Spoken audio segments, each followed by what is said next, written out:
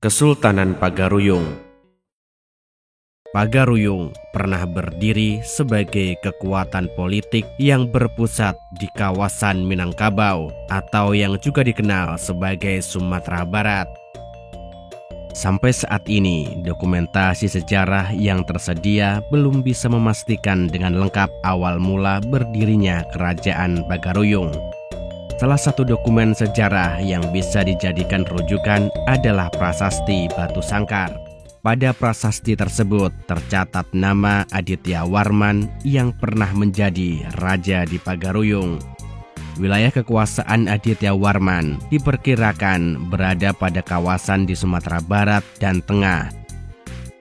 Di sekitar Bukit Gombak dekat dengan kota Pagaruyung masa sekarang ditemukan beberapa artefak seperti prasasti dan arca. Berdasarkan penemuan tersebut, ibu kota kerajaan Pagaruyung disinyalir berada tidak jauh dari kawasan Bukit Gombak. Catatan sejarah dari Cina menyebutkan bahwa Aditya Warman pernah mengirimkan utusan sampai 6 kali dalam rentang tahun 1371 hingga 1377 Masehi. Pada kisaran tahun 1409 Masehi, pasca wafatnya Aditya Warman, disebutkan bahwa Majapahit pernah mengirimkan ekspedisi militer ke Pagaruyung. Sumber sejarah lainnya mencatat bahwa Pagaruyung menjadi bagian dari Kerajaan Malayapura. Tahun 1347, Aditya Warman memproklamirkan diri menjadi Raja Malayapura. Islam mulai masuk ke Pagaruyung diperkirakan pada kisaran abad 16 Masehi. Para pedagang dan ulama dari Aceh maupun Melaka telah membawa pengaruh Islam di daratan Minangkabau. Syekh Burhanuddin Ulakan dianggap sebagai ulama yang pertama kali menyebarkan agama Islam di Pagaruyung. Beliau adalah murid dari Syekh Abdul Rauf Singkil, seorang ulama Aceh yang juga dikenal sebagai Tengku Syah Kuala. Pada abad ke-17, sistem kenegaraan Pagaruyung telah berubah menjadi kesultanan. Berdasarkan Tambo Adat Minangkabau, pemimpin pertama Kesultanan Pagaruyung adalah Sultan Alif. Seiring perubahan sistem menjadi kesultanan, maka undang-undang yang berlaku disesuaikan dengan ajaran Islam. Dan di kemudian hari muncullah pepatah Minangkabau, adat Basandi Syarak, syarak Basandi Kitabullah, yang artinya adalah adat bersendikan pada Islam dan Islam bersendikan pada Al-Quran. Namun, beberapa warisan adat yang tidak bertentangan dengan agama Islam masih dipertahankan. Setelah menjadi kesultanan, Pagaruyung melakukan perubahan pada sistem pemerintahan. Terjadi penambahan birokrasi seperti diangkatnya Tuan Kadi yang tugasnya adalah sebagai hakim negara. Beberapa istilah yang berasal dari bahasa Arab juga muncul seperti imam, katik yang maksudnya adalah khotib, bila adalah serapan dari istilah Bilal, dan malin yang merupakan serapan dari mu'alim. Dalam perekonomian, saat itu Pagaruyung dikenal sebagai negeri yang kaya akan emas. Negara memiliki wewenang penuh dalam penguasaan dan pengelolaan emas. Salah satu daerah penghasil emas adalah tanah datar. Wilayah-wilayah yang menopang kepentingan negara terletak di kawasan penghasil emas dan di jalur-jalur ekspor. Wilayah-wilayah tersebut menganut hukum adat yang dikenal sebagai kota pilihan. Memasuki tahun 1780-an, cadangan emas mulai menurun. Sumber-sumber kemakmuran beralih ke perkebunan kopi, pengolahan garam, gambir, dan tekstil. Wilayah penghasil komoditi baru ini berada di Agam dan 50 Koto. Kawasan ini menggunakan hukum adat berbeda yang disebut Bodi Caniago. Pada masa tersebut telah terjadi perdagangan dengan bangsa Amerika maupun Inggris. Memasuki abad ke-19, muncul gerakan pembaharuan yang dilakukan oleh kaum padri. Istilah padri menurut MC de Cleves karena para pemimpinnya adalah orang pidari, yang artinya adalah orang-orang pedir. Saat itu, para ulama dari Minangkabau menunaikan haji melalui pelabuhan Pedir yang masuk wilayah Kesultanan Aceh. Para pemimpin utama kaum Padri diberi gelar Tuanku. Salah satu tokoh terkemuka adalah Tuanku Imam Bonjol.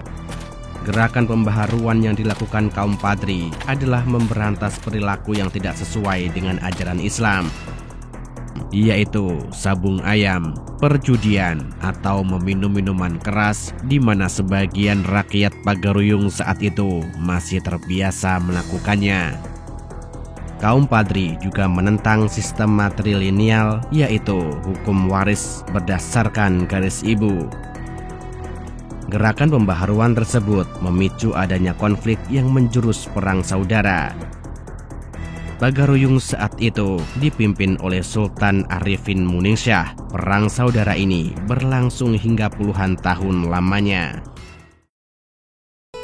Para pengamat Belanda cenderung menyederhanakan konflik di Minangkabau sebagai perang kaum Padri melawan kaum adat.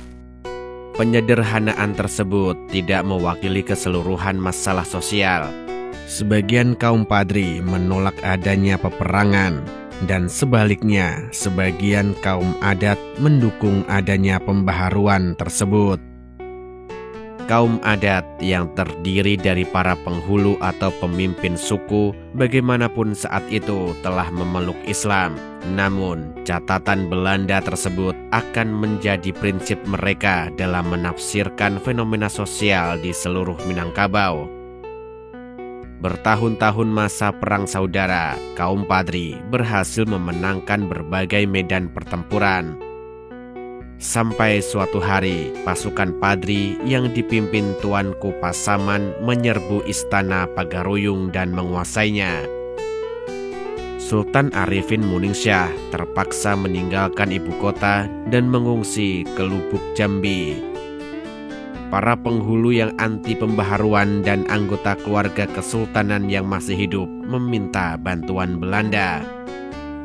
Bulan Februari 1821, Sultan Tangkal Alam Baga Gersyah, keponakan Sultan Arifin, menandatangani perjanjian dengan Belanda untuk mendapatkan bantuan militer. Belanda menafsirkan perjanjian ini sebagai penyerahan Minangkabau. Tahun 1822, pasukan Belanda dalam jumlah besar yang dipimpin Letnan Kolonel Raff telah mendarat di Minangkabau. Tidak lama kemudian, pasukan Belanda mulai melibatkan diri dalam pertempuran dan meletuslah Perang Padri. Pertempuran di Tanah Minang itu tidak mudah bagi Belanda. Mereka berhasil mencapai kemenangan tetapi juga menderita kekalahan. Kekalahan besar mereka terjadi di Lintau pada tahun 1823. Di Batu Sangkar, Belanda membangun benteng yang diberi nama Fort van der Capelle. Tahun 1824, Belanda berhasil merebut istana Pagaruyung dari tangan kaum Padri. Atas permintaan Letnan Kolonel Raff, Sultan Arifin Muningsyah kembali dari pelarian dan menempati istana Pagaruyung. Setahun kemudian, Sultan Arifin Muningsyah wafat. Sultan Tangkal Alam Baga Gersyah berhasrat menduduki tahta, namun Belanda hanya mengangkatnya sebagai Regen atau jabatan setingkat bupati di Jawa. Di tahun 1825 hingga 1830, Belanda nyaris tidak bisa berbuat apa-apa karena gejolak Perang Jawa. Belanda saat itu mengadakan gencatan senjata melalui Perjanjian Masang. Mereka terpaksa menarik sebagian besar pasukannya di Minangkabau untuk mendukung pertempuran melawan Pangeran Diponegoro. Sedangkan bagi Sultan Tangkal Alam, keputusan Belanda yang tidak menempatkannya sebagai Sultan Pagaruyung membuatnya berubah pikiran. Pada masa gencatan senjata, Tuanku Imam Bonjol berhasil meyakinkan Sultan Tangkal Alam bahwa musuh mereka sebenarnya adalah Belanda. Kesepakatan terjadi di Bukit Marapalam, Tanah Datar. Kesepakatan ini dikenal sebagai Plakat Puncak Pato. Kesepakatan ini berisi perjanjian antara kaum Padri dengan kaum adat untuk mewujudkan adat Basandi Syarak, Syarak Basandi Kitabullah. Setelah berakhirnya Perang Jawa, Belanda kembali mengirimkan pasukannya ke Minangkabau. Belanda memperkuat pertahanan dengan membangun benteng Fort de Kock di Bukit Tinggi. Tahun 1833, Belanda berhasil menangkap Sultan Tangkal Alam dalam sebuah pertempuran di Batu Sangkar. Sultan Tangkal Alam kemudian menjalani masa pengasingan di Batavia sampai akhir hayatnya. Sedangkan tuanku Imam Bonjol terus melancarkan pertempuran. Kaum Padri saat itu mendapatkan bantuan dari Kesultanan Aceh. Belanda menerapkan strategi memblokade pesisir timur yang merupakan gerbang perdagangan Minangkabau. Begitu pula dengan pesisir barat, blokade dilakukan untuk mencegah bantuan yang datang dari Aceh. Tahun 1837, Belanda menyerbu kota Bonjol, pertahanan utama kaum Padri. Kota Bonjol jatuh dan Belanda berhasil menangkap pemimpin utama kaum Padri, yaitu tuanku Imam Bonjol. Belanda kemudian menjatuhkan hukuman pengasingan di Cianjur, Ambon, dan Manado. Tuanku Imam Bonjol wafat di pengasingan terakhirnya. Setelah jatuhnya kota Bonjol, pertahanan terakhir kaum Padri berada di Dalu-Dalu yang dipimpin oleh tuanku Tambusai. Tahun 1838, Belanda melancarkan serangan besar-besaran ke Dalu-Dalu. Pertahanan terakhir itu pun jatuh. Tuanku Tambusai dan beberapa pengikutnya berhasil melarikan diri ke Negeri Sembilan di Semenanjung Malaka. Perang Padri pun berakhir.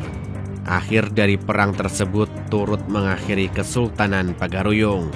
Selanjutnya, Belanda mengakhiri eksistensi Kesultanan Pagaruyung dan menempatkan pemerintah lokal sebagai regen.